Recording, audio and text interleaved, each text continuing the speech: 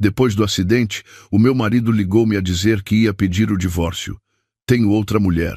A casa e o teu carro já foram vendidos. Sorri discretamente, porque aquele idiota não sabia que a casa nunca tinha sido dele. Mas antes de continuar, diga-me nos comentários de que cidade está a ouvir. Quero saber até onde a minha história já chegou. Lara tinha 37 anos.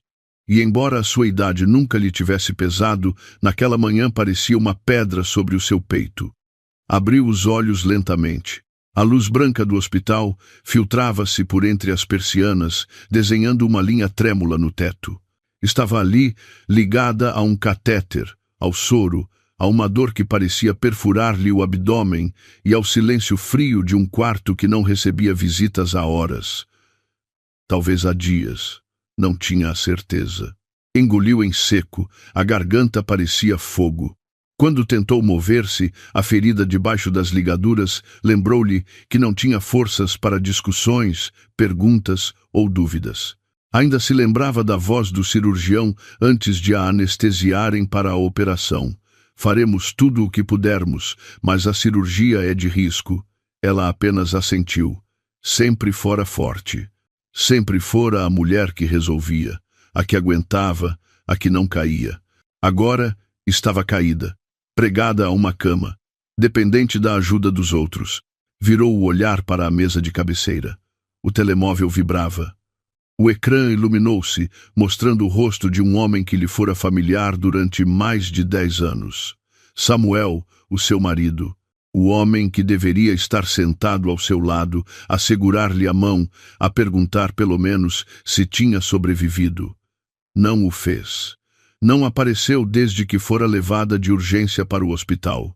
Nenhuma mensagem, nenhuma chamada, nada. Respirou fundo, tremendo. Talvez este fosse o momento em que ele pediria desculpa. Talvez finalmente se dignasse a visitá-la. Num esforço doloroso, levantou ligeiramente o braço para pegar no telefone. Cada movimento parecia queimar-lhe o ventre. Atendeu. Olá, sussurrou com a voz rouca. Lara, precisamos de falar. A voz de Samuel não era terna, nem preocupada, nem cansada de vigiar a sua recuperação. Era uma voz seca, tensa e impaciente. Lara fechou os olhos. Ele não perguntou pela sua saúde. Não perguntou como correu a operação. Não perguntou se estava viva. Apenas atirou aquelas palavras como quem entrega um documento que precisa de uma assinatura. Samuel, estás bem? Conseguiu sussurrar.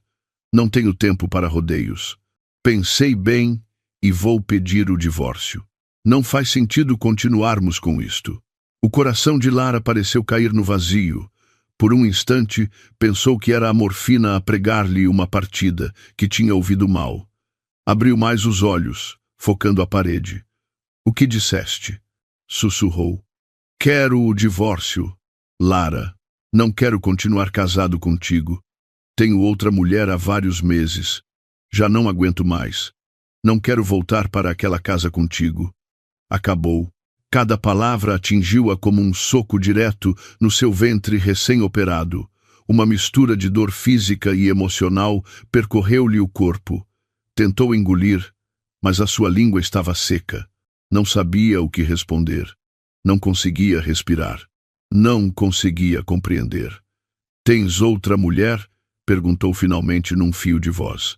Sim, a Emília. Estamos juntos e quero que entendas. Não a vou deixar. Ela é jovem. Compreende-me.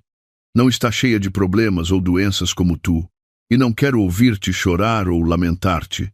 A minha decisão está tomada. Lara sentiu um frio glacial subir-lhe pelo peito. Não pela confissão, que já suspeitava há muito tempo, mas pela forma, pela frieza, pela crueldade implacável. Era como se ele tivesse esperado por aquele momento, quando ela estava mais fraca, quando estava literalmente a lutar para recuperar, para desferir o golpe sem piedade. Tentou segurar o telefone com mais firmeza, mas as mãos tremiam-lhe, a voz não lhe saía. Engoliu em seco. Não queria chorar, não à frente dele. Samuel continuou a falar, como se tivesse um guião memorizado. E há mais uma coisa. Vendi a casa e também o teu carro.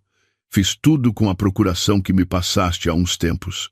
Por isso, quando tiveres alta, vais para a casa da tua mãe. Já não tens nada a que voltar. Não faças um escândalo. O quarto pareceu ficar sem ar. O monitor cardíaco começou a apitar mais depressa. Lara sentiu o mundo dobrar-se à sua volta como papel molhado. Os olhos encheram-se-lhe de lágrimas, mas não as deixou cair. Vendeste o quê? Gaguejou. A casa e o teu carro. Já assinei os papéis. Já recebi o dinheiro. Está tudo tratado. Não faças um drama. Já está. Houve um silêncio. Depois, Samuel acrescentou algo que ela não esperava. Não quero ser teu marido. Não me importa a tua operação. Não me importa o que estás a passar. Só quero que entendas que acabou. E espero que, quando saíres do hospital, não faças uma cena, porque não vou tolerar isso. Lara cerrou o maxilar. De repente, um vislumbre de clareza atravessou a sua mente enevoada pela dor. Uma clareza fria, cortante. Ele não sabia a verdade. Ele não sabia de nada. A casa nunca esteve em nome dele. A propriedade era da sua mãe, Letícia, e a transferência nunca fora feita, nem um tijolo, nem um centímetro de terra, nada. Tudo o que Samuel pensava ter era fumo, puro fumo. Um ligeiro alívio instalou-se no coração de Lara. Um sorriso pequeno e involuntário desenhou-se no seu rosto. Não era felicidade, era justiça, ou o prenúncio dela. Que pena, sussurrou ela. Quase inaudível. Que pena. O quê? Perguntou Samuel irritado. Que não tenhas percebido nada, nem sobre a casa, nem sobre mim. O que é que eu não percebi? Não comeces com os teus mistérios. Diz o que estás a insinuar. Lara calou-se. Finalmente conseguia respirar. Finalmente estava a reencontrar-se. Finalmente erguia a cabeça. Nada. Vais descobrir a seu tempo. Lara, o que estás a dizer? Não fales assim comigo. Diz-me o que queres dizer. Ela fechou os olhos. Já não tinha interesse em explicar-lhe. Não tinha forças para isso. E também não tinha vontade. A única coisa que queria era desligar a chamada, descansar e começar a preparar-se, mesmo que ainda estivesse confinada àquela cama de hospital. Preciso de desligar, disse ela. Estou cansada. Diz-me o que queres dizer. Diz-me o que se passa com a casa. Adeus, Samuel. Desligou a chamada. O silêncio que se seguiu foi quase sagrado. O ritmo do monitor cardíaco abrandou. A dor continuava lá, profunda, aguda, lancinante. Mas Lara sentia outra coisa. Algo novo, ou talvez antigo, que sempre estivera lá. Chamem-lhe dignidade, força. Ela não era uma mulher derrotada.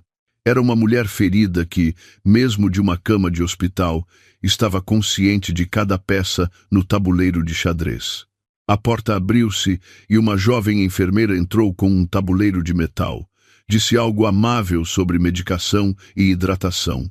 Lara assentiu, mal a ouvindo. O seu coração ainda palpitava, mas já não era de medo. Agora era de outra coisa, de estratégia. Quando a enfermeira saiu, Lara inclinou ligeiramente a cabeça em direção à janela. Lá fora, o mundo continuava ao seu próprio ritmo, indiferente à sua dor, ao seu casamento desfeito, à longa sombra da traição que caíra sobre ela. Mas era também um mundo que ela conhecia e sabia como enfrentar. A operação tinha-lhe tirado as forças.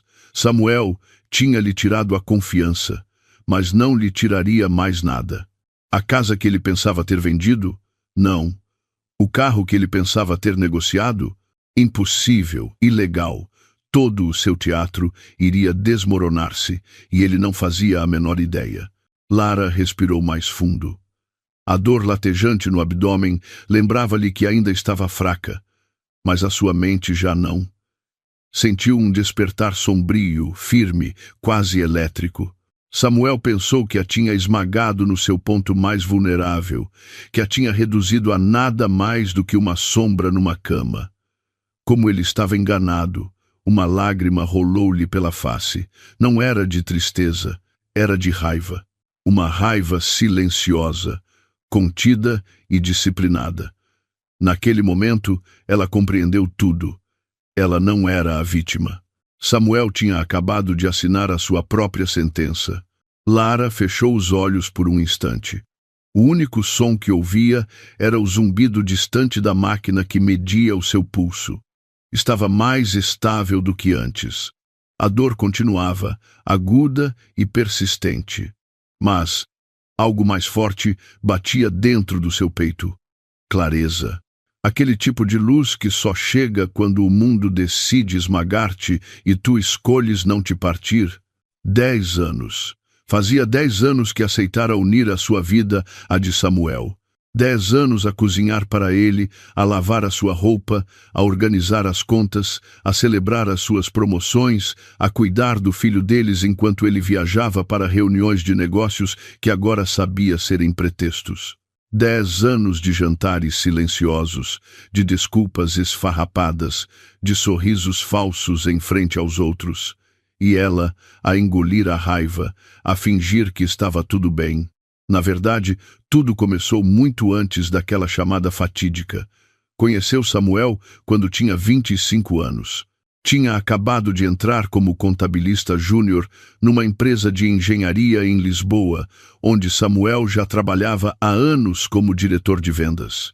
Ainda se lembrava em detalhe de como Samuel apareceu no escritório, camisa engomada, gravata impecável, um sorriso branco de anúncio de dentífrico e os gestos confiantes que cativavam toda a gente. Ela também ficou cativada. Sentiu-se especial quando ele começou a convidá-la para almoçar, quando lhe trazia um café de manhã, quando a olhava com aquela mistura de confiança e ternura que só os manipuladores conseguem fingir. 6 meses depois, estavam a viver juntos. 1 ano depois, ele pediu-a em casamento. Uma cerimônia pequena, mas elegante. Todos diziam que eram o casal perfeito. Ninguém imaginou, nem mesmo ela, que naquele casamento estava também a assinar um contrato silencioso para abdicar de si mesma. No início, tudo parecia perfeito. Samuel era atencioso, detalhista, divertido. Dizia que Lara era a única mulher que o compreendia, que lhe dava paz, que o inspirava a ser melhor. E ela acreditou, porque naquela altura, Lara ainda queria acreditar em contos de fadas. Ainda pensava que o amor era isso, confiança sem reservas. O primeiro golpe não foi um estalo ou uma traição explícita. Foi uma noite, 3 anos depois de casados, quando Samuel chegou à casa a cheirar a um perfume barato. Ela sentiu-o quando o abraçou, um cheiro doce e forte que não era o dela. Ele disse que uma cliente lhe tinha oferecido uma amostra e que o tinha usado por cortesia. Lara fingiu rir, acreditou e foi para a cama, mas não dormiu naquela noite. O segundo golpe foi mais claro. Uma mensagem que viu por acaso quando Samuel deixou o telemóvel na mesa para ir à casa de banho. O ecrã iluminou-se com uma notificação.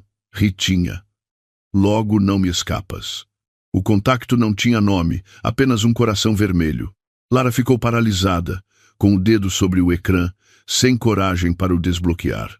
Quando Samuel voltou, ela já tinha pousado o telemóvel e estava a pôr a mesa para o jantar, como se nada tivesse acontecido.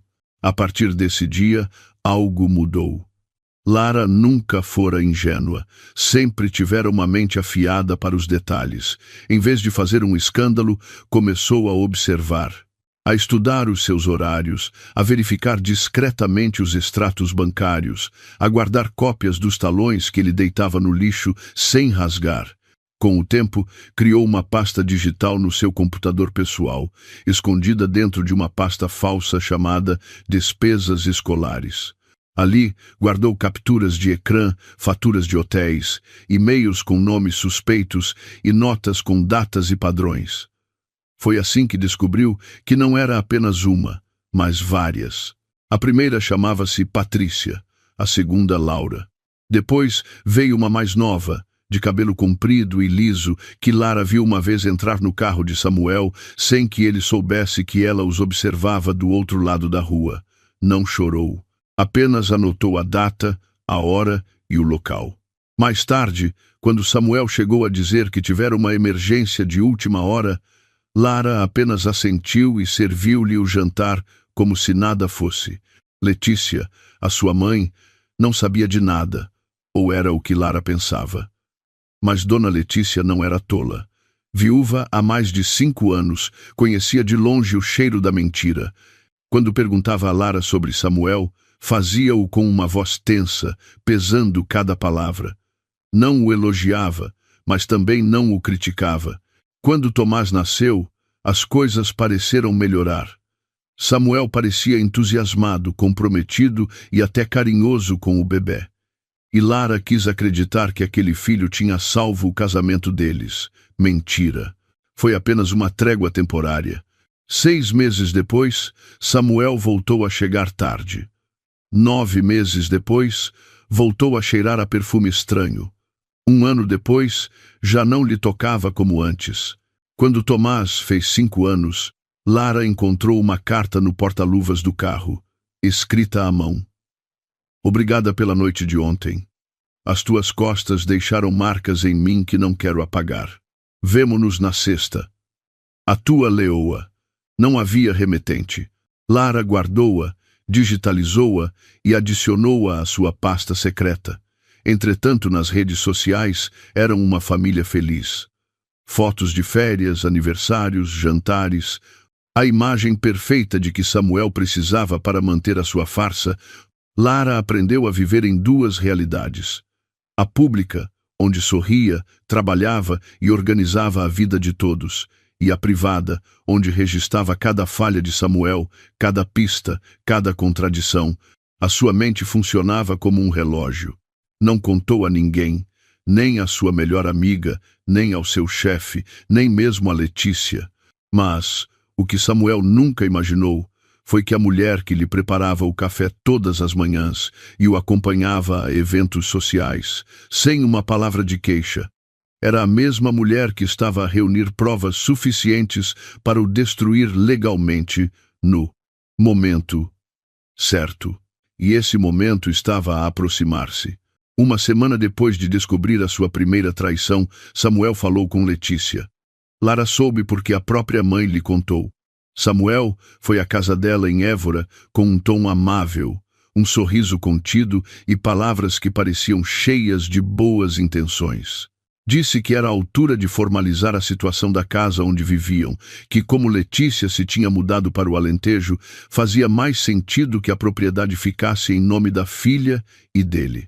Que assim tudo ficaria em ordem e não haveria complicações legais no futuro, que era o correto a fazer.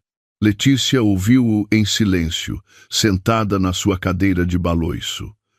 Quando ele terminou, levantou-se calmamente, ofereceu-lhe um copo de água e disse, com toda a clareza, não. O meu marido construiu esta casa para a sua família, e por muito que eu ame a minha filha, esta casa continua a ser minha, e enquanto eu for viva, assim permanecerá. Samuel ainda tentou insistir. Letícia levantou a mão. Não insistas, Samuel, e não voltes a aparecer aqui sem avisar. Quando Letícia contou isto a Lara, fê-lo sem drama, como quem conta que mudou a fechadura do portão. Lara não disse nada, mas algo dentro dela se iluminou. A sua mãe tinha lido nas entrelinhas e já não confiava nele. No dia em que Lara foi internada com uma dor abdominal aguda, Samuel estava numa viagem de negócios. Foi levada de ambulância do seu escritório, em estado de emergência. Letícia recebeu uma chamada do hospital. Apanhou o primeiro autocarro que encontrou, atravessou meio país e chegou de madrugada com uma pequena mala e um saco de pão quente. Quando entrou no quarto, Lara não conseguiu conter as lágrimas. Pensei que não ia aguentar, sussurrou com a voz embargada. Claro que ias aguentar, disse Letícia sentando-se ao seu lado, porque tu és das que não caem, nem por um homem nem por uma operação. Lara não disse nada, apenas a olhou com os olhos vermelhos. Foi então que Letícia viu o telefone na mesa e perguntou se Samuel tinha ligado. Ligou, sim, mas não foi para saber como eu estava. Então para quê? Disse que quer o divórcio. Letícia não pareceu surpreendida. Respirou fundo, levantou-se da cadeira e caminhou até a janela. E aquele descarado disse que vendeu a casa e o carro. Letícia virou-se. Vendeu o quê? O carro, compreendo. Mas a casa. Ele pensa que a vendeu. Letícia ergueu uma sobrancelha. Ah, estou a ver. O idiota. Lara olhou para ela. Sabes o que dói mais? O quê? Saber de tudo isto desde o início e ter ficado. Letícia voltou a sentar-se. Não foste fraca, filha. Apenas acreditaste que o amor era mais forte. Todas nós acreditamos nisso. Mas agora basta. É hora de lutar. Sim, mãe, é a hora. Lara segurou a mão da mãe. Vamos recuperar o que é nosso. Por mim. Pelo Tomás. Letícia apertou-lhe a mão. E por todas as mulheres que um dia duvidaram do seu valor. Estou contigo até ao fim. Lara assentiu. Naquele momento, não sentiu dor. Sentiu um propósito. 10 anos tinham passado. E Samuel nem sequer fazia ideia de com quem se tinha casado. Lara ainda estava na cama do hospital, com o soro a pingar no braço esquerdo, a olhar pela janela. A noite começava a cair, mas dentro dela o sol estava a nascer. Soube-o com a certeza de quem recebe um veredito quando a sua mãe lhe trouxe um chá quente e disse com voz firme: está na hora. Precisas de agir, mesmo que seja dessa cama. Aquele descarado pensa que tem o controlo. Mostra-lhe que está enganado. A força não vem do corpo, vem da vontade. Lara ainda não conseguia andar, mas podia pensar, falar e agir. A primeira coisa que fez foi pedir a Letícia que encontrasse o número de Marina, a sua velha amiga e advogada de confiança, a doutora. Marina não era apenas especialista em direito civil.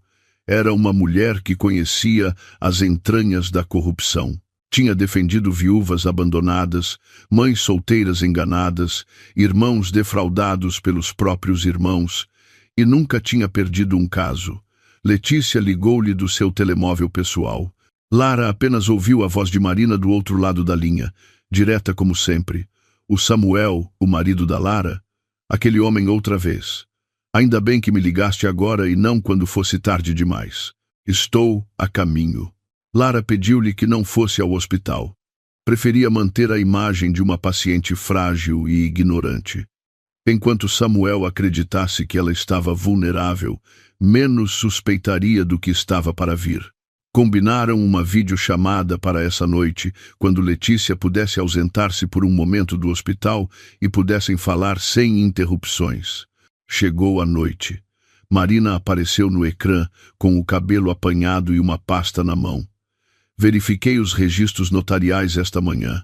O teu nome não aparece em nenhuma venda recente, Lara, nem o da tua mãe. Mas há um documento que foi apresentado num cartório em Sintra com a assinatura de uma Letícia Soares, uma autorização para transferir a propriedade da casa onde vivem. Tem a data de há 2 meses. E a assinatura? A assinatura é falsa. Lara cerrou os lábios. Consegues provar? Claro. Tenho o ficheiro digital. Verifiquei-o com um perito em caligrafia esta tarde. Não há dúvida. É uma assinatura forjada. E quem apresentou esse documento? Samuel Moraes. Ele foi pessoalmente a esse cartório com um tal de Fernando Espinho, um suposto comprador, que já lhe depositou 100.000 euros. Letícia levou a mão à boca. Lara fechou os olhos. O seu rosto não mostrava dor, mas sim estratégia. Temos o que precisamos para iniciar um processo-crime. Marina, avança imediatamente. Mas não o notifiques. Ainda não. Marina assentiu.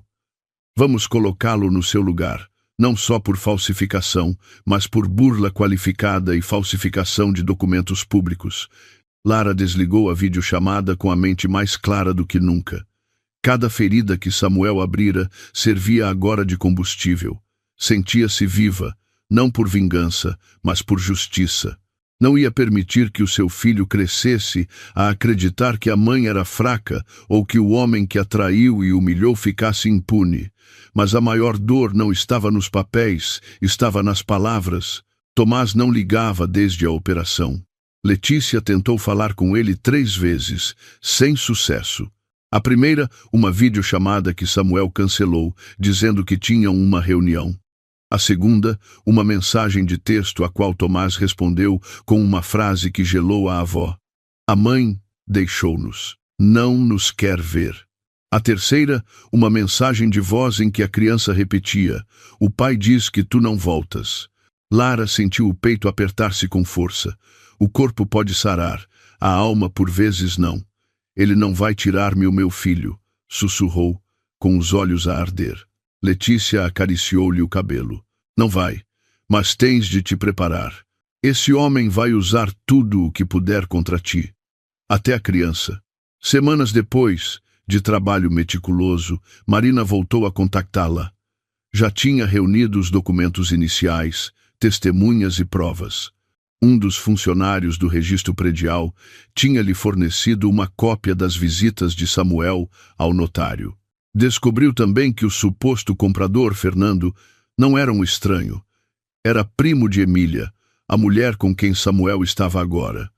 Tudo fazia parte de uma teia de mentiras cuidadosamente tecida.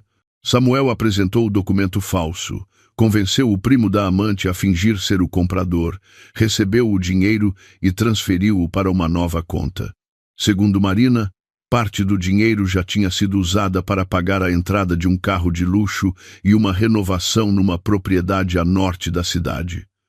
Lara não disse nada, apenas respirou fundo e longamente. O quarto continuava silencioso, mas dentro dela rugia uma tempestade. Samuel não só a tinha traído, tinha envolvido o filho deles e a sua sogra.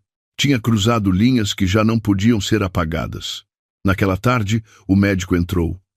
Lara, os teus exames estão ótimos. Em mais alguns dias podes ter alta. Mas, claro, terás de continuar os cuidados em casa e evitar esforços durante um mês. Obrigada, doutor. O seu marido vem buscar lá? Não, respondeu Letícia. Eu venho buscá-la e vamos diretas para minha casa. O médico pareceu compreender, sem fazer mais perguntas. Quando o médico saiu, Lara falou com certeza. Mãe, preciso que me compres um cartão SIM novo para o telemóvel. Um que ninguém conheça. Não quero que o Samuel saiba onde estamos. Letícia assentiu. Também falou com a diretora da escola de Tomás. Explicou que a filha tinha estado hospitalizada e que precisavam de falar sobre o comportamento da criança. A diretora concordou com uma reunião virtual. Na videochamada, mencionou que Tomás andava mais calado, evitava falar da mãe e dizia frases preocupantes como "a mãe já não gosta de mim" ou "a mãe foi embora com outro homem". Letícia não conseguiu conter a raiva. "Isso é mentira!" exclamou. "Quem lhe está a meter essas coisas na cabeça?" A diretora apenas disse que estavam a observar o caso com o psicólogo da escola. Lara mal conseguia segurar o telefone. "Obrigada pela informação. Nós trataremos de esclarecer isso." "Desliga, mãe", pediu ela. "Não quero chorar à frente deles." Letícia obedeceu. Lara virou a cabeça para a janela. "Aquele menino é a minha razão de viver. Não vou deixar que ele o transforme num refém emocional. Não vou deixar que ele o crie com ressentimento ou o use como arma." Marina confirmou que o processo tinha sido instaurado. Informou também que a procuradora do Ministério Público, que ficaria com o caso, era uma mulher, a doutora Clara Guzmão, dura, inflexível e com fama de incorruptível. Quando ouviu o caso, concordou em iniciar a investigação preliminar de imediato. A polícia financeira também começou a seguir as contas bancárias associadas ao suposto comprador. Descobriram transferências cruzadas entre Samuel, Fernando e uma mulher identificada como Emília Alves. As provas acumulavam-se. O caso era sólido. Marina só precisava de tempo.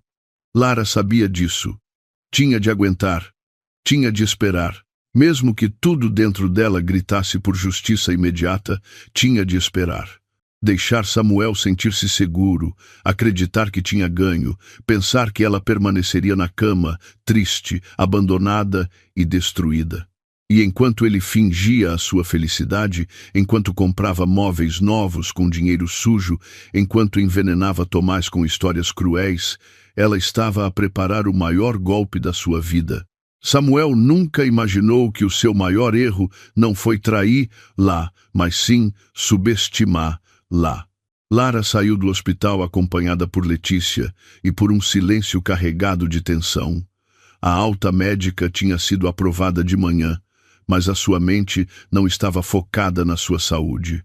Pensava na cena que estava prestes a testemunhar, uma que temera durante muito tempo e que agora estava pronta para enfrentar com todo o peso da sua verdade. Já não era a mulher que se calava para não criar problemas. Era outra. Uma versão que Samuel não conhecia. Apanharam um táxi para o bairro onde ficava a sua antiga casa. Usava óculos escuros, não por causa do sol, mas porque os seus olhos teimavam em umedecer-se de vez em quando. Letícia olhava em frente, com o telemóvel na mão e a pasta de documentos legais debaixo do braço. A doutora Marina já as esperava no local com 2 carros da polícia. A ordem judicial tinha sido emitida na noite anterior. Tinha um apoio legal. A propriedade, como Marina esclarecera, não estava registrada em nome de Samuel e muito menos de Emília. Pertencia a Letícia, e essa era a sua carta mais forte. Ao saírem do táxi, Lara sentiu um aperto no estômago. Não era a dor pós-operatória, era o eco das memórias. Aquela casa tinha sido o seu refúgio durante anos, vira Tomás crescer entre aquelas paredes. Cozinhou, chorou, riu e sonhou ali. Mas agora, aquele lugar era ocupado por outra mulher, a mesma que tinha destruído o seu casamento e o seu filho, uma criança confundida pelas mentiras do homem a quem um dia chamara pai. O portão estava aberto. Marina aproximou-se do agente responsável e mostrou os documentos. Um dos carros da polícia ligou as luzes. A porta principal abriu-se sem resistência. Entraram com passo firme. A primeira imagem foi um soco na alma. Emília estava na cozinha, de roupão de algodão, descalça, a servir-se de um café, como se fosse a dona do lugar, como se nada a perturbasse, como se aquela vida fosse sua. Ao ver Lara, o seu rosto petrificou. Permaneceu imóvel, com a chávena na mão. Os seus olhos encheram-se de confusão e medo. O silêncio era absoluto. Apenas o zumbido do frigorífico enchia o ar. Lara deu um passo em frente. Marina aproximou-se dela e sussurrou: "Está nas tuas mãos. Se decidires falar, é agora. Se não, o agente atuará." Lara ergueu a voz. "Emília, esta casa não é tua, nunca foi. Exijo que recolhas as tuas coisas e saias. Tens 10 minutos. Depois disso, serás removida à força." Emília abriu a boca, mas não saiu nenhum som. Depois, pousou a chávena na bancada e sussurrou: "Eu não sabia de nada." Letícia riu-se secamente. "Claro que não." Emília olhou para ela com dor. Lara não se moveu. Apenas observava. Fria, lúcida, inabalável. "Onde está o Samuel?" perguntou Marina. "Saiu há meia hora. Disse que ia ao banco. Não voltou. Ele disse-me que não vinha ninguém, que estava tudo resolvido." O agente aproximou-se. "Minha senhora, vai sair voluntariamente?" Emília levou as mãos ao rosto. "Estou grávida." O impacto foi imediato. Letícia franziu o sobrolho. Marina cerrou os lábios. Lara sentiu o mundo girar. "O que disseste?" sussurrou. "Estou grávida do Samuel, de 3 meses. Eu não sabia que estavas viva. Ele disse-me que o tinhas abandonado, que tinhas fugido com outro, que tinhas deixado o teu filho, que não os querias ver mais. Jurou-me que estava livre, que a casa era dele, que me amava." A voz de Emília quebrou-se e ela caiu de joelhos. Os polícias entreolharam-se. Lara sentiu uma estranha mistura de raiva e pena, não por ela, mas pelo que Samuel era capaz de construir. Uma mentira perfeita. Lara virou-se. "Marina, continua com o processo." Emília levantou-se, a tremer. "Vais mesmo expulsar-me assim?" "Grávida, não sou eu que te estou a expulsar, é a lei. E tu sabias, talvez não tudo, mas sabias que ele era casado. Sabias que havia uma criança. Sabias que algo estava errado. Eu só o amava. Emília, eu também, respondeu Lara. E olha onde isso nos trouxe. A polícia acompanhou Emília enquanto ela recolhia alguns pertences. Levou uma pequena mala. Nada mais. Marina assinou os documentos. Letícia supervisionou tudo em silêncio. O advogado de Samuel não apareceu. Nenhuma chamada, nenhuma mensagem. Emília saiu de casa sem olhar para trás. Apanhou um táxi e desapareceu no trânsito. Lara entrou lentamente. Cada divisão era uma ferida. No sofá, as almofadas que ela própria costurara. Na mesa de jantar, uma garrafa de vinho aberta. O quarto nem conseguia olhar. Subiu ao quarto de Tomás. Estava tudo lá, menos o peluche preferido do filho. E a sua mochila. Mãe, disse Lara, preciso de encontrar o Tomás. Letícia abraçou-a. Vamos encontrá-lo. Vamos falar com ele. Vamos recuperá-lo. Naquela noite, Lara não dormiu. Marina confirmou que Samuel tinha sido notificado da ação legal, mas não respondera. Ninguém sabia onde ele estava. Provavelmente tinha fugido, como fazem os cobardes quando já não têm máscaras para se esconder. No dia seguinte, Marina acompanhou Lara à escola. Pediram para falar com a diretora e com Tomás. Uma reunião delicada. O menino estava na aula, alheio a tudo. Quando o levaram à sala de reuniões, os seus olhares cruzaram-se. Por um segundo ele pareceu hesitar. Depois, a sua expressão mudou. "Por que é que voltaste?" perguntou com uma voz sem vida. Lara ajoelhou-se à sua frente. "Filho, voltei porque te amo, porque nunca fui embora. Estive doente, mas já estou aqui. O pai disse que nos deixaste, que já não queria ser minha mãe. Isso não é verdade, filho. O pai disse-te coisas que não são verdadeiras." Tomás recuou. "Tu é que és mentirosa. Ele não mente." Lara sentiu um soco na alma. "Tomás, ouve-me. Não quero ver-te. Não gosto de ti. Quero ir com o pai." As palavras caíram como pedras. Marina cobriu a boca com a mão. Letícia conteve um soluço. Lara apenas assentiu. "Está bem", disse com uma voz fraca. "Podes voltar para a tua professora." Tomás saiu sem olhar para trás. Quando saíram da escola, Letícia quebrou o silêncio. "Não é tua culpa. Ele está a manipulá-lo. Está confuso. Vamos recuperá-lo." Lara parou na berma da estrada, olhou para o céu e engoliu em seco. "Vou recuperar o meu filho, nem que seja a última coisa que faça. Nem que tenha de começar do zero, nem que tenha de enfrentar tudo o que vier. Mas aquele menino vai saber quem eu sou e vai voltar a olhar para mim como antes." Letícia apertou-lhe a mão. "E eu estarei ao teu lado até que isso aconteça."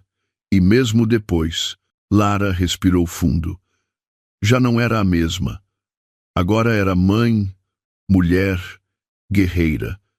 E Samuel estava apenas a começar a entender o que tinha libertado. O regresso à casa não foi um bálsamo. Cada canto parecia esconder o eco de uma traição. As paredes que antes protegiam uma família agora encerravam um campo de batalha silencioso. Lara não dormia. Revia cada documento, cada conversa, cada memória, procurando as fissuras na história que Samuel construíra com mentiras. Ele não só a tinha traído, tinha feito do filho deles um prisioneiro emocional. Letícia encarregou-se de contactar uma psicóloga infantil recomendada por Marina. Chamava-se Drore Silvia, com experiência em casos de manipulação parental e custódia conflituosa. A primeira sessão foi difícil. Tomás recusou-se a falar, de braços cruzados, dizendo apenas que não queria estar ali, que o pai lhe dissera que os psicólogos envenenam a mente. Lara observava de uma sala contígua, através de um espelho unidirecional. A doutora Silvia fez-lhe sinal para não intervir. Apenas esperou. No final da hora, Tomás saiu sem olhar para trás. Mas foi o suficiente. A Drore Silvia compreendeu tudo. A criança não estava zangada com a mãe. Estava com medo. um medo aprendido. Na terceira sessão, aconteceu o inesperado. Tomás entrou sozinho, trazendo uma pequena caixa de plástico. Não disse nada nos primeiros minutos. A doutora Silvia desenhava num papel enquanto falava de banalidades. Depois, ele aproximou-se. Posso mostrar-lhe uma coisa? A doutora Silvia assentiu. Tomás abriu a caixa. Dentro havia um pequeno gravador de fita antigo. O pai deu-mo. Disse para eu usar para praticar o que devia dizer. Gravei uma coisa. Não sei se é correto mostrar-lhe, mas a mãe chorou ontem à noite. Não quero que ela chore mais. A doutora Silvia pegou no gravador e carregou no play. A voz de Samuel encheu a sala. Ouve, Tomás. Se alguém te perguntar pela tua mãe, dizes que ela foi embora com outro, que nos abandonou, que não queria cuidar de ti, que choravas todas as noites porque ela gritava. Não digas mais nada. Só isso, entendeste? É para nossa proteção. A tua mãe já não gosta de nós. A gravação parou. Tomás baixou a cabeça. Isso é mentir, não é? Perguntou. A doutora Silvia aproximou-se com ternura. Isso é manipular, Tomás. E não é correto os adultos usarem as crianças para isso. Tomás não chorou, mas a sua voz tremeu. Eu só quero que ele goste de mim. Aquela frase foi como uma agulha direta ao peito de Lara quando a doutora Silvia lhe repetiu. Nessa noite, Marina foi à casa delas. Ouviu a gravação 3 vezes. Depois, guardou-a como prova principal. O julgamento pela custódia aproximava-se, mas não foi a única coisa que surgiu. 3 dias depois, enquanto Marina e Lara organizavam os ficheiros, a campainha tocou. Letícia abriu a porta e deu de caras com Emília. O rosto da mulher estava abatido, como se não dormisse há dias. Posso entrar? Perguntou com a voz rouca. Lara hesitou. Marina foi mais rápida. Deixa-a entrar. Emília tirou um envelope da mala. Pousou-o sobre a mesa. Não estou a fazer isto por ti. Estou a fazê-lo pelo filho que estás a criar sozinha, porque eu também estou grávida e não quero que o pai dele repita esta história. Lara não respondeu. Emília abriu o envelope. Dentro havia uma pen USB e alguns papéis impressos. Gravações, chamadas, provas. Samuel a falar com um homem chamado Damião Teixeira. Uma voz grave, sotaque duro, tom de ameaça. Deves-me 200 mil. Não quero saber se tens de vender a tua mãe. Quero o meu dinheiro. Se não pagares, já sabes como acaba. E a resposta de Samuel, sem um pingo de medo, como se já tivesse cruzado essa linha há muito tempo. Tenho uma propriedade. Não está em meu nome, mas tenho acesso. Vendo-a esta semana. Não te preocupes, Damião. Eu cumpro as minhas promessas. Emília baixou a cabeça. O Samuel não me disse que tinha dívidas. Não disse que tinha hipotecado até a dignidade. Só repetia que a culpa de tudo era tua, que o tinhas arruinado. Marina guardou a pen e analisou os documentos. Isto mudava tudo. Lara permaneceu em silêncio. Não de medo, mas com um nó de emoções na garganta. Não devia nada a Emília. Mas naquela noite, pela primeira vez, não sentiu raiva, mas sim pena. Obrigada, disse finalmente. Emília assentiu e saiu. O caso explodiu nas redes sociais. Marina filtrou para a imprensa algumas partes do processo. Não era uma estratégia de vingança, mas de pressão. Damião Teixeira não era um agiota qualquer. Tinha ligações à lavagem de dinheiro, esquemas em pirâmide e extorsão a empresários da zona. Vários meios de comunicação locais tinham-no investigado, mas ninguém se atrevera a enfrentá-lo. Até agora. A história de Lara começou a ganhar força. Mulher traída, mãe lutadora, burla de milhares de euros, chantagem emocional, máfia local. Tinha todos os ingredientes. A televisão local pediu uma entrevista. Marina proibiu. Ainda não. Primeiro, temos de ganhar a batalha legal. A audiência de regulação provisória das responsabilidades parentais foi marcada para algumas semanas depois, enquanto os processos crime contra Samuel começavam a rolar na sua lentidão habitual.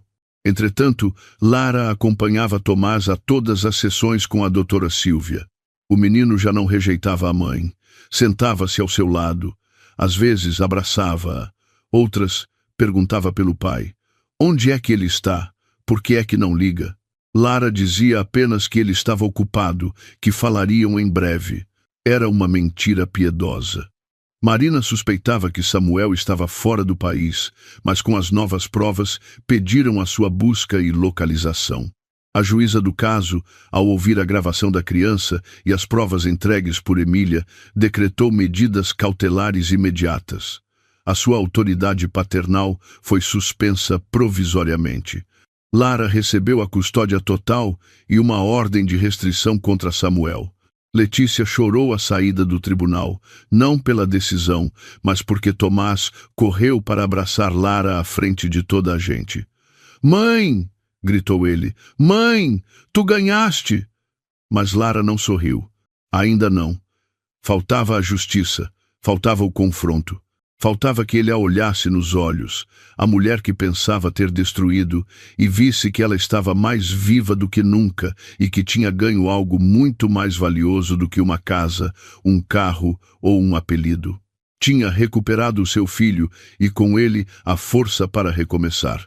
Lara acorda todas as manhãs com a mesma sensação de vertigem, não de medo, mas porque ainda lhe custa acreditar que está de pé. A mulher silenciosa, a esposa resignada, ficou para trás. Quem habita agora o seu corpo é uma mulher reconstruída a partir da dor, mas erguida como uma torre de aço. Passaram mais de 2 anos até que o processo chegasse finalmente a tribunal. Durante esse tempo, Lara reconstruiu a sua vida, tijolo a tijolo. Tomás foi o seu refúgio e Letícia a sua rocha. Passou muitas noites em branco, a preocupar-se, a duvidar se a justiça chegaria, mas com cada desafio tornava-se mais forte, preparando-se para o confronto final com o homem que um dia a partiu. O julgamento começou numa manhã nublada, como se o céu soubesse o que estava para acontecer. A sala de audiências estava cheia. Imprensa, câmaras à entrada, rostos tensos, murmúrios incontroláveis. Samuel chegou algemado, mas com o mesmo ar arrogante que sempre o caracterizou. Cabelo arranjado, camisa engomada, como se a sua imagem o pudesse salvar. Não olhou para Lara. Não olhou para ninguém. A sua mãe seguia-o a poucos passos, de vestido preto e lábios vermelhos vivos, como se assistisse a um funeral onde se recusava a chorar. Letícia e Lara sentaram-se juntas. A doutora Marina, como sempre, de pé, com a pasta de documentos que construíram ao longo de meses. Tomás não estava, mas a sua psicóloga, a doutora Sílvia, sim, para ler o relatório da avaliação emocional. Emília, com a gravidez evidente, estava do outro lado da sala, com o olhar fixo no chão. O juiz era um homem sério, de poucas palavras, mas de olhar firme. Mal cumprimentou, pediu ordem e iniciou o processo. Acusações de burla, falsificação de documentos, coação psicológica e violência doméstica. Samuel sorriu, como se tudo aquilo fosse apenas um teatro. A acusação começou com o testemunho dos compradores enganados.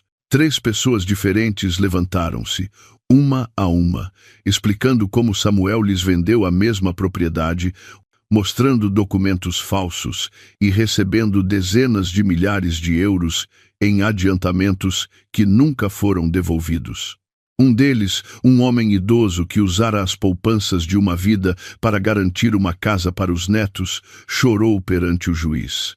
Seguiu-se a doutora Sílvia, que abriu o seu relatório, juntamente com a gravação de Tomás, onde Samuel o instruía a mentir sobre a mãe.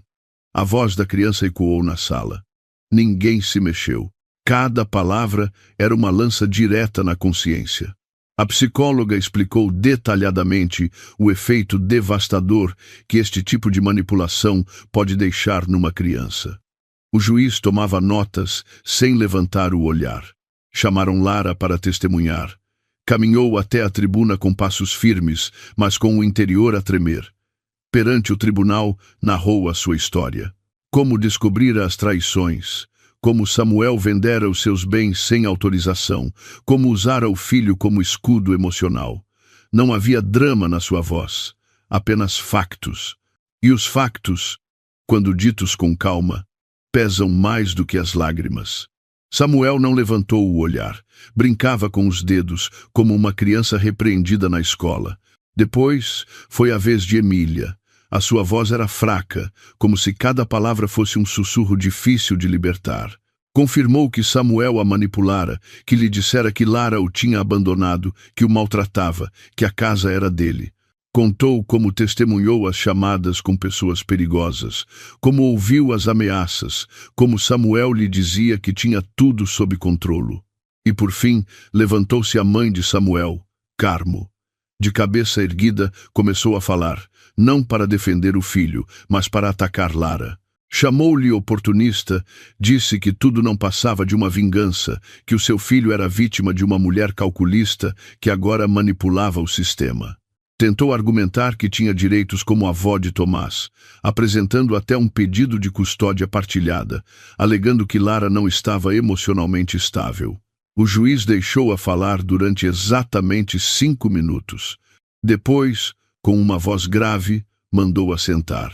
Após meses de um julgamento tenso, o juiz analisou todo o processo com calma. Apontou o testemunho da doutora Silvia, as provas de Marina, as gravações de Samuel e o relatório que detalhava as ameaças de Damião Teixeira, que já estava a ser investigado pela polícia. A sua decisão foi clara. Samuel recebeu uma sentença de 4 anos de prisão por burla qualificada, falsificação de documentos públicos e violação da lei de violência doméstica. Além disso, foi condenado a pagar indemnizações às vítimas e a perda total de quaisquer direitos sobre Tomás. A autoridade paternal foi-lhe retirada. Não podia aproximar-se do filho nem de Lara, sob qualquer pretexto. Quanto à mãe de Samuel, o juiz foi implacável. Rejeitou liminarmente qualquer pedido de custódia, registrando que o seu comportamento durante o processo demonstrava uma total falta de juízo protetor, acusando-a de ser cúmplice do dano emocional causado. Carmo gritou, chamou corrupto ao juiz, insultou Lara, mas foi retirada pelos guardas de segurança. Enquanto a levavam da sala, gritava que lutaria pelo neto, que os odiava a todos. Lara não se moveu. Fechou os olhos e respirou. Marina pousou-lhe a mão no ombro. Letícia chorava. A doutora Silvia sorriu-lhe de longe. Emília estava sentada na sua cadeira, a segurar a barriga. À saída do tribunal, uma multidão de jornalistas esperava. As câmaras focaram Lara como se fosse uma celebridade. Todos queriam uma declaração, mas ela disse apenas uma frase. Isto não é sobre ganhar, é sobre reparar. Foram para casa, sem festa, sem celebração, sem ruído. Naquela noite Lara cozinhou para Tomás. Viram um filme. Ele adormeceu no seu colo. Letícia fazia crochê em silêncio. O mundo, pela primeira vez em muito tempo, parecia estar em pausa. Dias depois, Emília deu à luz. Um parto difícil, sozinha. Quando acordou no hospital, Lara estava sentada ao seu lado. Não disse nada. Apenas deixou um conjunto de roupa, um pacote de fraldas e um cartão com o nome de uma assistente social que a poderia ajudar. Emília olhou-a, perplexa. Por que estás a fazer isto? Porque sei o que é ter um filho sozinha, respondeu Lara. E porque essa criança não tem culpa de nada. A justiça é lenta, mas quando chega, arrasa. Lara compreendeu-o naquele momento. Não se tratava apenas de um julgamento. Tratava-se de se reerguer perante o mundo e dizer, estou viva, e nunca mais ninguém me vai partir. E ali, fechou o ciclo. Com dignidade, com silêncio e com uma nova promessa. Proteger o seu filho do passado e dar-lhe um futuro sem medo. Lara começou a reconstruir-se a partir da alma, não do que tinha, mas do que lhe restava, a sua fé, o seu filho e a sua vontade de sarar. Viveu tanto tempo a aguentar que, quando finalmente conseguiu respirar sem que o peito lhe doesse, percebeu que havia paisagens dentro de si por descobrir. Tomás foi o primeiro a notar a mudança. A sua mãe já não vivia a olhar para o passado, nem com uma tensão constante nos ombros. Agora, ria-se com ele. Preparava o pequeno almoço sem chorar enquanto mexia o café. Os abraços antes de dormir, as histórias à noite e as palavras que aquecem mais do que qualquer cobertor tinham voltado. Uma manhã, enquanto arrumavam os brinquedos no jardim, Tomás aproximou-se, envergonhado. "Mãe, achas que eu podia conhecer o meu irmão?" Lara olhou para ele em silêncio. A criança segurava um desenho onde ele e um menino mais pequeno estavam de mãos dadas. No céu, uma palavra escrita em letras imperfeitas. "Família." "Sim", respondeu Lara finalmente. "Mas devagar. Está bem? As famílias também se aprendem." Tomás sorriu. Foi a primeira pedra de uma ponte que Lara nunca pensou que construiria. Uma ponte em direção a Emília. Julião apareceu como as coisas que não se procuram. Conheceram-se enquanto ela recuperava da operação. No início, foi apenas uma conversa casual sobre livros. Depois, uma piada sobre a comida horrível do hospital. Depois, um café na sala de espera, e um dia, Lara deu por si a notar que o seu coração já não doía a cada batida. Batia porque queria, porque podia. Julião era médico, divorciado, sem filhos. Tinha uma forma de falar que não invadia, mas que dava espaço. Não perguntava mais do que o necessário. Apenas ouvia. E para Lara, isso foi um remédio. 6 meses depois, Tomás chamava-lhe Doutor Boas Vibrações, e Letícia observava-o com os olhos semicerrados cada vez que ele vinha jantar, até que um dia, ao despedir-se, ela abraçou-o sem palavras.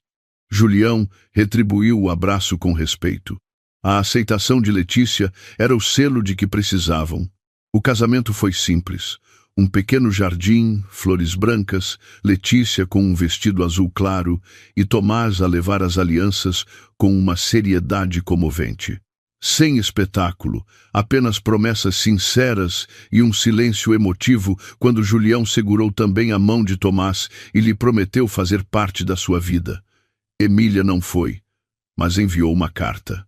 Dizia que não queria perturbar, que agradecia a bondade que Lara lhe mostrara e que o seu filho cresceria a saber que a sua mãe fora corajosa e que a mulher que muitos quiseram destruir escolheu não destruir ninguém. O nome do menino era Simão. Era a cara de Tomás em bebê. Por isso, quando se encontraram num parque, longe das câmaras e dos olhares curiosos, Tomás não sentiu medo, mas sim curiosidade. Emília deixou-o brincar ao seu lado enquanto falava com Lara à distância. "Obrigada." Foi a única coisa que Emília disse. Lara não respondeu. Apenas assentiu, porque há coisas que já não precisam de palavras. Samuel saiu da prisão. Ao fim de 2 anos, por bom comportamento. Pouco tempo depois, enviou uma carta a pedir para ver Tomás. Marina recebeu-a e leu-a com Lara. Não era agressiva. Não pedia perdão, mas também não exigia. Dizia apenas que tinha mudado, que queria que o filho soubesse, pelo menos, que ele estava vivo. Lara mostrou-a a Tomás. Não o pressionou. O rapaz, já mais velho, pensou durante vários dias. No final, escreveu um bilhete, gravou-o em vídeo e enviou-o através de Marina. "Olá, pai. Não te odeio, mas não acredito em ti. Estou bem. Não quero ver-te agora. Talvez um dia. Talvez nunca. Não sei. Mas obrigado por não insistires." Quando Samuel o viu, chorou. Ninguém soube, exceto o advogado que lhe entregou a mensagem. Dizem que viu o vídeo mais de 20 vezes antes de desligar o telemóvel. Nunca mais escreveu. A vida continuou. Letícia retomou as suas aulas de costura e até abriu um pequeno ateliê. Tomás tornou-se o melhor aluno da sua turma e pediu para ter aulas de piano. Julião e Lara compraram uma casa. Sem luxos, mas com luz, com um jardim, com paz.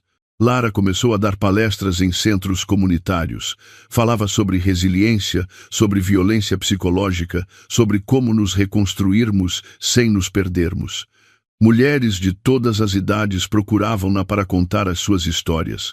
Ela não dava conselhos, apenas acompanhava. Uma tarde, ao arrumar uns livros, encontrou o seu antigo diário. Estava cheio de páginas riscadas, de lágrimas secas, de raivas que já não doíam. No final, escreveu uma última frase. Ele pensou que me estava a destruir, mas estava a fazer de mim a mulher mais forte que já fui. E ao fechá-lo, não o guardou. Deixou-o na mesa da sala, aberto, para o caso de alguma mulher passar pela sua porta a precisar de saber que não estava sozinha. A última cena não é dramática nem dolorosa. É uma família a comer no pátio. Tomás a tocar uma melodia simples no teclado. Letícia a servir arroz doce. Julião a abraçar Lara por trás enquanto ela se ri, com a cabeça encostada no seu peito. Porque, por vezes, a justiça não chega como castigo, chega como paz. E ali, ao olhar para o céu alaranjado, Lara compreendeu o verdadeiro milagre. Deus não a tinha abandonado, apenas a fizera esperar, porque há batalhas que não se ganham aos gritos, mas com paciência. Há guerras que não se travam com raiva, mas com fé. E há portas que se fecham para nos obrigar a construir janelas. Deus nem sempre responde quando pedimos, mas nunca deixa de trabalhar em silêncio quando confiamos. Porque enquanto ela acreditava que tudo estava a desmoronar, ele já estava a escrever o final. E não era um final de destruição. Era um de redenção, de amor, de paz e de novos começos. Se gostou desta história, convido-a a deixar nos comentários o que sentiu ao ouvi-la.